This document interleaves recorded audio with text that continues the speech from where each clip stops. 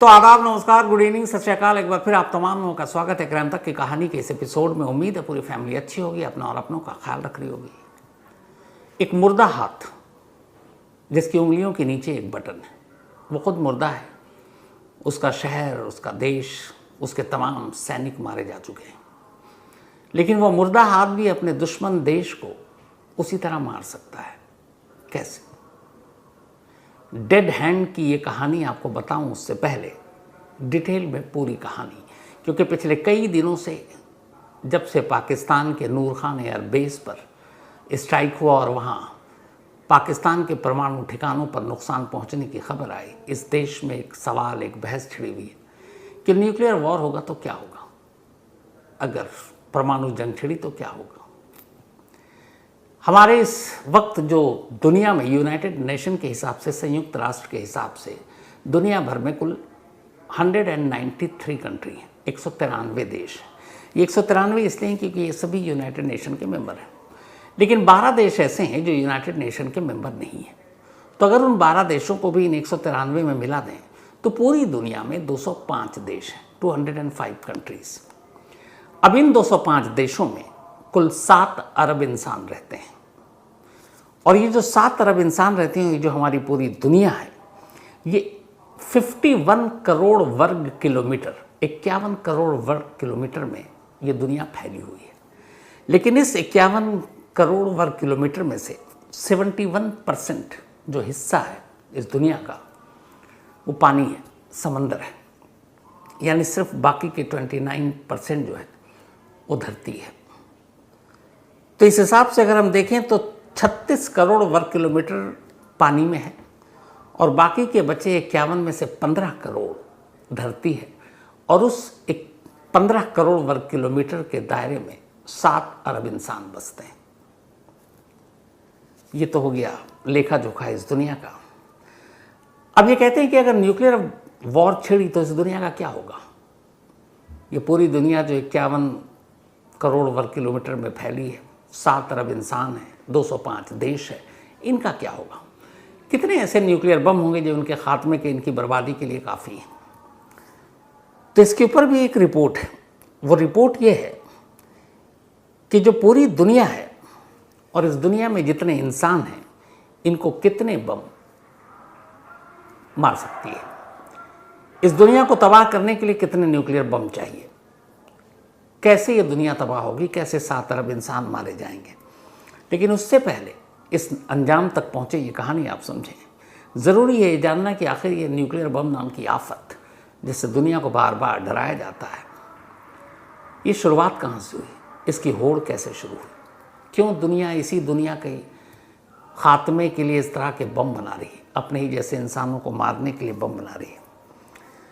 तो असल में न्यूक्लियर बम बनाने की जो होड़ शुरू हुई वो सेकेंड वर्ल्ड वॉर के दौरान हुई। जब दूसरा विश्व युद्ध लड़ा जा रहा था, तब दुनिया का हर देश जंग के मैदान में तब्दील हो चुका था। लगभग लड़ाई के लिए जो हथियार थे सभी के पास एक जैसे थे, कुछ बेहतर कुछ कमतर। और उसी सेकेंड वर्ल्ड वॉर के दौरान कई देशों ने ये सोचा कि काश हमारे पास कुछ ऐसा हथियार हो जो बाकी देशों के पास ना हो, ताकि उन हथियारों के बल पर हम उन देशों को हराएं और दुनिया के सबसे शक्तिशाली देश बन जाए। सेकेंड वर्ल्ड वॉर में ये पहली बार सामने आई सोच। अब इस सोच पर दुनिया ने काम करना शुरू किया कि सबसे ख़तरनाक हथियार क्या होगा, कैसे बनाए। तब तक थोड़ा साइंस भी बहुत तरक्की कर चुका था, आज के मुकाबले तो नहीं, लेकिन उस वक्त के हिसाब से बहुत। तब उसी पर अलग अलग देश काम करने लगे कि सबसे जानलेवा हथियार कैसे बनाएं जो बाकी देशों पे हमको हुकूमत करने का मौका दे। अब जब इस पर कोशिश शुरू हुई तो बहुत देशों ने कोशिश की, लेकिन कामयाबी मिली। जो पहला देश था वो था अमेरिका। 1945 अमेरिका ने पहली बार न्यूक्लियर टेस्ट किया, और वो एक न्यूक्लियर संपन्न देश बना। और इस टेस्ट के बाद उसने कहा कि इस बम की ताकत या बर्बादी या इसकी आफत क्या है, इसको परखते हैं। तो परखने के लिए इस न्यूक्लियर बम को बनाने के कुछ ही दिन बाद उसने जापान के हिरोशिमा और नागासाकी 2 शहरों पर 3 दिन के अंदर अंदर इस बम को गिराया। और इस बम की तबाही का आलम ये कि आज करीब 80 साल हो गए, आज भी इन 2 शहरों में इसका असर साफ देखा जा सकता है। तो 45 वो साल था जब पहली बार न्यूक्लियर बम पैदा हुआ, और अमेरिका पहला देश था। अब जब अमेरिका ने न्यूक्लियर बम बनाया और नागासाकी हिरोशिमा की तबाही दुनिया को दिखाई तो अब दुनिया घबरा गई। लगा अमेरिका के पास है, हम लोगों के पास नहीं, कल को कोई और जंग हो, थर्ड वर्ल्ड वॉर हो तो क्या होगा, अमेरिका तो जीत जाएगा। तो अब हर देश ने कहा कि अगर अमेरिका बना सकता तो हम भी बनाएंगे। इसके बाद अब सारे देश फिर से लग गए। लेकिन दूसरा जो देश बना जिसने इसमें कामयाबी हासिल की अमेरिका के बाद, 1945 के बाद 4 साल तक काम चला और 4 साल के बाद 1949 में सोवियत संघ, आज के रूस, उसने, वो दूसरा देश था जिसने न्यूक्लियर टेस्ट किया कामयाबी के साथ, सक्सेसफुल, और उसने न्यूक्लियर बम बनाया। तो अमेरिका के बाद दूसरा देश जो बना न्यूक्लियर पावर वो रूस था। अब रूस के बाद फिर होड़ मचनी शुरू हुई। अमेरिका और रूस, दो अब देश, इनके पास बॉम्ब, न्यूक्लियर, बाकी देश काम पे लगे हुए थे। तभी अचानक रूस के 3 साल के बाद 1952 में खबर आई कि ब्रिटेन ने भी न्यूक्लियर टेस्ट कर लिया।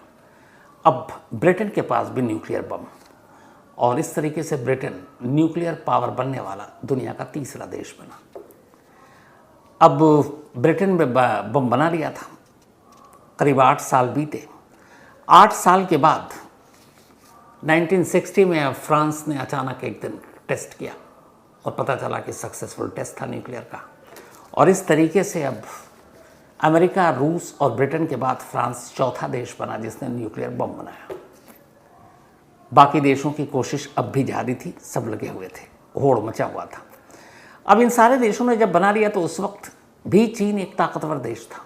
उसे लगा कि अमेरिका ने भी बना लिया, रशिया ने भी बना लिया, ब्रिटेन ने भी बना लिया, इसके अलावा फ्रांस ने भी बना लिया, और आखिरकार चीन की भी मेहनत रंग लाई। और फिर चीन ने एक दिन न्यूक्लियर टेस्ट किया, और इस न्यूक्लियर टेस्ट 1964 यानी कि फ्रांस के 4 साल के बाद 64 में चीन भी एक न्यूक्लियर पावर कंट्री बन गया। और इस तरीके से चीन 5वां देश था जो न्यूक्लियर पावर कंट्री था। अब चीन के बाद अब भी होड़ मची हुई थी।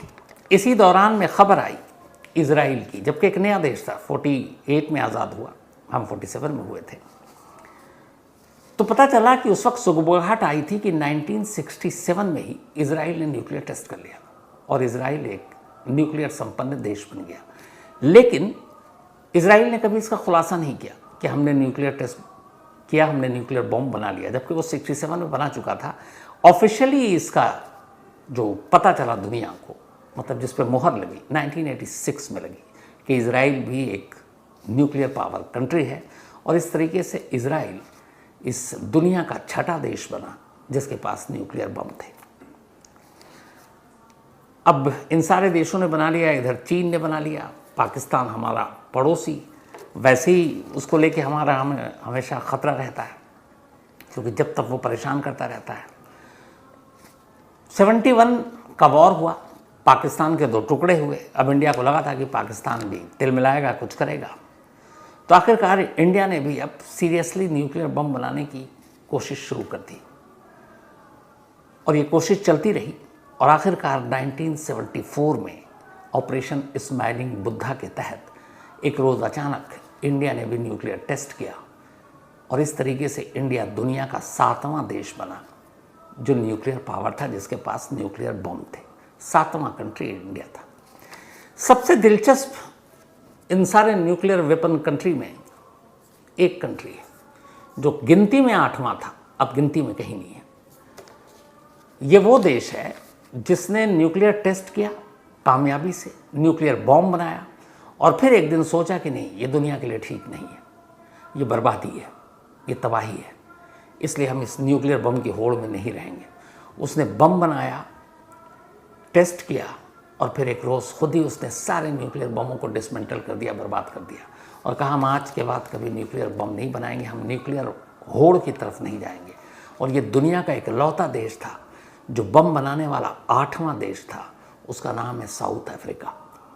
साउथ अफ्रीका ने इंडिया के बाद टेस्ट किया, कामयाबी के साथ बॉम्ब भी बना लिया 1977 में। इंडिया ने बनाया था 74 में, लेकिन फिर उसे ख्याल आया कि नहीं, ये ठीक नहीं है। और साउथ अफ्रीका ने अपने सारे न्यूक्लियर बम को बर्बाद किए और उसने तय किया कि अब वो दोबारा कभी नहीं बनाएगा। और आज भी साउथ अफ्रीका अपने इस स्टैंड पर कायम है। तो गिनती के हिसाब से न्यूक्लियर बम बनाने वाला साउथ अफ्रीका 8वां कंट्री था, लेकिन उसने इससे अलग कर लिया खुद को, इसलिए अब गिनती में नहीं है। साउथ अफ्रीका के बाद जो 9वां कंट्री था जिसने परमाणु बम बनाया वो था पाकिस्तान। जब इंडिया ने 1974 में टेस्ट कर लिया, तब जुल्फ़िकार अली भुट्टो ने कहा था कि हम 1000 साल तक घास की रोटी खाएंगे लेकिन बम ज़रूर बनाएंगे ताकि इंडिया के बराबर खड़े हो सकें। और हालांकि उन्हें 24 साल लगे। 74 से उन्होंने शुरू किया, 98 में उन्होंने टेस्ट किया और 1998 में पाकिस्तान मई के महीने में, यही मई का महीना जो भी चल रहा है, इस दुनिया का 9वां देश बना जिसके पास परमाणु बम है। अब इस कड़ी में जो आखिरी और 10वां जो देश बना वो था नॉर्थ कोरिया। नॉर्थ कोरिया ने 2000 जो जितने भी देश हैं 2006 में 2006 में पहली बार न्यूक्लियर टेस्ट किया कामयाबी के साथ और न्यूक्लियर संपन्न देश बन गया। तो इस तरीके से गिनती में जो लास्ट न्यूक्लियर वेपन कंट्री है वो है नॉर्थ कोरिया और गिनती के हिसाब से ये 10 है, लेकिन चूंकि साउथ अफ्रीका हट गया इसलिए अब सिर्फ 9 देश हैं जिनके पास परमाणु बम है। तो ये रहे वो 9 देश। अब इन 9 देशों के पास कितने परमाणु बम हैं? तो बुलेटिन ऑफ एटॉमिक साइंटिस्ट की एक रिपोर्ट, अभी लेटेस्ट सबसे ताज़ा जो रिपोर्ट आई, उसके हिसाब से इन 9 देशों के पास जो बम है उनकी तादाद है 12,041, 12,041 न्यूक्लियर वॉर हेड है, यानी न्यूक्लियर बॉम्ब, न्यूक्लियर हथियार। और इन 12,041 न्यूक्लियर हेड में से सबसे ज़्यादा पहले नंबर पर जिसके बाद सबसे ज़्यादा बॉम्ब है वो है रूस, रशिया, पुतिन का देश। इनके पास 5500 परमाणु बम है, 5500। नंबर 2 पे अमेरिका है जो सबसे पहला परमाणु देश था। अमेरिका के पास 5044 है, 5044 बम। तीसरा देश है जिसके पास सबसे ज़्यादा परमाणु बम है चीन, जिसके पास है 500। चौथा है फ्रांस 290 बम। पांचवा है ब्रिटेन 225 बम 225। छठा है भारत 172 वॉरहेड, 172 परमाणु बम। आठवां है पाकिस्तान, बल्कि 170 बम है पाकिस्तान के पास। आठवां है इजराइल, इसके पास 90 परमाणु बम है और नॉर्थ कोरिया के पास 50। तो ये 9 कंट्री, रूस, अमेरिका, चीन, France, Britain, Bharat, Pakistan, Israel, north Korea, ये 9 कंट्री हैं और इन 9 कंट्री के पास इस वक्त 12,041 परमाणु बम हैं टोटल। अब जो शुरू में मैंने कहा था कि 7 अरब की ये दुनिया, 51,000 वर्ग किलोमीटर के दायरे में फैली ये दुनिया, न्यूक्लियर वॉर होगा तो ये दुनिया ख़त्म, सारे इंसान मारे जाएंगे, ये जो बार बार डराया जाता है, इसकी हकीकत और असलियत क्या है? तो जैसा कि आपको बताया मैंने कि 9 देशों के पास 12,041 न्यूक्लियर बम है। इस दुनिया में 7 अरब लोग हैं। अगर इन 7 अरब इंसानों की जान लेनी है न्यूक्लियर बम से, तो कहते हैं कि 30 से 40 टन वजनी, 30 to 40 kg टन के 500 न्यूक्लियर बम, यानी 500 न्यूक्लियर बम जिनका वजन 30 से 40 किलोग्राम टन हो, 7 अरब इंसान की जान लेने के लिए काफ़ी है। 500। और जबकि इस वक्त 9 देशों के पास टोटल बम कितने हैं? 12,041। उस हिसाब से देखें तो इतने ज़्यादा बम हैं कि 7 अरब क्या, 100 अरब इंसानों की जान ले लें। इतने बारूद पर इस वक्त दुनिया बैठी है। ये तो हो गई इंसान की जान लेने की बात। अब अगर पूरी धरती जो 15,000 वर्ग किलोमीटर में फैली है, क्योंकि बाकी सब समंदर है, तो इस धरती को अगर ख़त्म करना हो तो इसके लिए कितने बम चाहिए? परमाणु बम। इंसान के लिए तो 500 बम काफ़ी है, पर धरती को ही पूरी तरह से नेस्तो नाबूद, मतलब दुनिया ख़त्म करनी है, तो कहते हैं कि इस 15,000 वर्ग किलोमीटर की जो धरती है, सिर्फ पानी नहीं, उसको बर्बाद करने के लिए कुल 1,28,000 न्यूक्लियर बम चाहिए। 1,28,000 बम, यानी अभी धरती को मिटाने के लिए बम कम है, इंसानों को मारने के लिए ज़रूरत से ज़्यादा है, पर धरती को बर्बाद करने के लिए कम है, क्योंकि 12,041 टोटल बम है और धरती का नाश के लिए 1,28,000 बम चाहिए। पर जिस तरीके से ये होड़ चल रहा है, पता नहीं आगे क्या होगा। तो ये तो रहे वो 9 देश जिनके पास 12,041 बम है। लेकिन आपको क्या लगता है ये सिर्फ 9 देश हैं? आज भी अभी भी इस वक्त दुनिया के कई ऐसे देश हैं जो न्यूक्लियर पावर बनने के लिए बेताब हैं और गुपचुप तरीके से काम कर रहे हैं। अब ऐसे खास देश जो बहुत करीब हैं, जो पहुंच सकते हैं, इनकी भी एक लिस्ट आई है। ये कौन कौन से देश हैं जो आगे चलकर न्यूक्लियर पावर बन सकते हैं? Argentina, Brazil, Sweden, Libya, Romania, Egypt, Taiwan, Algeria, Japan, Syria, Iraq और ईरान। ये वो देश हैं जो न्यूक्लियर पावर बनने की पूरी कोशिश में लगे हुए हैं। चोरी छुपे जैसे भी कुछ न्यूक्लियर पावर कंट्री जो है इनकी मदद भी कर रहे हैं। लेकिन एक रिपोर्ट के हिसाब से ये जो इतने देश हैं, अगर इनमें से 3 ऐसे देश हैं जो न्यूक्लियर पावर बनने के सबसे करीब हैं, मतलब कोशिश तो ये सारे देश कर रहे हैं, लेकिन इनमें से 3 ऐसे देश हैं जो परमाणु बम बनाने की दहलीज पर खड़े हुए हैं। और ये 3 देश हैं ईरान, अर्जेंटीना और ब्राज़ील। देखिए, ब्राज़ील और अर्जेंटीना दोनों फुटबॉल के लिए जाने जाते हैं। वो भी न्यूक्लियर बॉम्ब बनाने की दहलीज पर है। और ईरान के बारे में तो आपको पता ही है कि लगातार ये खबरें आती रहती है कि ईरान ने न्यूक्लियर बॉम्ब बना लिया है, बनाने के करीब है। तो ये 3 वो देश हैं जो सबसे करीब हैं, यानी 9 देश अभी ऑलरेडी बने हुए हैं, तो शायद ये 9 3 12 हो जाए। इसके अलावा कहते हैं कि एक देश जिसके पास न्यूक्लियर की पूरी टेक्निक है, कभी भी बना सकता है, आसानी से बना सकता है, वो है जापान। लेकिन जापान न्यूक्लियर बनाने के फेवर में नहीं है। शायद नागासाकी, हिरोशिमा की बर्बादी उसने देखी, तो इसीलिए उनकी पॉलिसी है कि हम न्यूक्लियर बम नहीं बनाएंगे। लेकिन कहते हैं कि उनके पास पूरी टेक्निक है और उसमें अमेरिका भी उनकी मदद कर रहा है, लेकिन उनकी अपनी पॉलिसी की वजह से वो नहीं कर रहे हैं। अब सवाल होगा कि ये इतने सारे बम, ये दुनिया की बर्बादी, ये सारी चीज़ें तो आपने देख ली। परमाणु लड़ाई होगी तो सबसे खतरनाक हथियार कहाँ पे है, क्या है? जब कोल्ड वॉर चल रहा था 1945, जब सेकेंड वर्ल्ड वॉर ख़त्म हुआ, उसके बाद से लेकर 91 तक ये अमेरिका और रूस के बीच जो कोल्ड वॉर शुरू हुआ था, ये वॉर तो नाम दिया गया कोल्ड वॉर, शीत युद्ध, पर इसमें सीधी लड़ाई कभी नहीं हुई, इसमें सैन्य लड़ाई कभी नहीं हुई। बस एक तरह की आर्थिक, बाकी सारी चीज़ों की लड़ाई थी, वैचारिक, सीधी जंग नहीं हुई, लेकिन ये लंबी चली। और इसी दौरान भी ये दोनों देश सुपर पावर बनने की भी तरफ कोशिश कर रहे थे। इसी दौरान में रूस ने सोचा कि अमेरिका के पास इतने परमाणु बम हैं, वो दुनिया में बनाने वाला पहला देश है। अगर उसने कभी रूस पर हमला कर दिया परमाणु बम से, तो रूस के पास कितना टाइम होगा इन बमों से खुद को बचाने और पलटवार करने के लिए? तो बहुत सारी चीज़ें उसने सोचनी शुरू की। तो पता चला कि अमेरिका ने अलग अलग जगहों पे बहुत सारे बेस बना रखे हैं। अमेरिका से अगर वो परमाणु बम छोड़ता है तो शायद 10-15 मिनट लगेगा, जो मिसाइल। लेकिन नाटो के देश हैं, आसपास में और भी देश हैं, वहाँ पे भी उन्होंने अपना बेस बना रखा है। अगर वहाँ से रशिया पर मिसाइल दागेंगे तो मुश्किल से 2-4 मिनट।